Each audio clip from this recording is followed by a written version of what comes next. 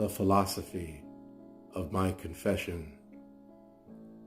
Many times we've fallen submerged up to our ankles, others waist high, others waist deep.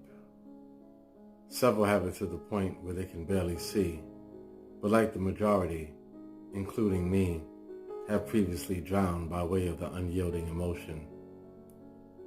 The cyclone of hormones, lust, infatuation, hidden behind the smokescreen of love.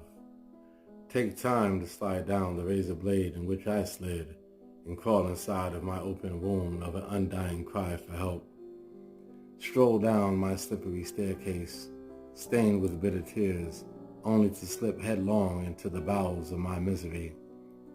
Between her and me, between he and she, and between all the fools in love once more, could we ever really handle the fact and accept for the life of us that we had indeed settled for less once more? Do soulmates really exist? Or is it just another figment of my imagination? If that's the case, then I'll just linger here complacent within the confinement of my own domestic violence, while keeping all of my irresistible affairs and ways of life like a game of charades. Mysterious, caged, and in a lifeless silence. Why? Why ask why when I already know? Because reality is exposed, and it shows on the physical, a derivative of the mental, literal anguish, illustrated on the pressure gauge of my heart, all until the valve releases. Nuclear war has spawned, and all hopes of reconciliation annihilated. Closure to love. Love ends. Love spins.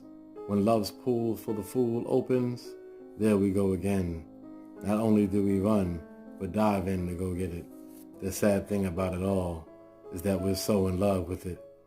My balance was off because I was lost in the wilderness of my own unfamiliar unfulfillments and estrangements. Consequently, held with my heart shackled with guilt at my arraignment. Now I realize there's no I in you, no you and I, and that the inside of the covers lie while promising the illusion of security beneath the blanket of bullshit and deception with no exceptions. For I've come to learn that there's a huge measurable breadth between real love from just a mere fling for sexual pleasure. This awakening for me is like a guiding light for the lost traveler in the pitch black darkness finally being navigated to his destination, because finding peace and contentment with being alone is amazing. The following is the philosophy and confession of a once broken heart but now mended, that beats only for me. For maybe someday in the future I will trust again, love again, like other men. But for now, I'm just on the run again. The end of my confession.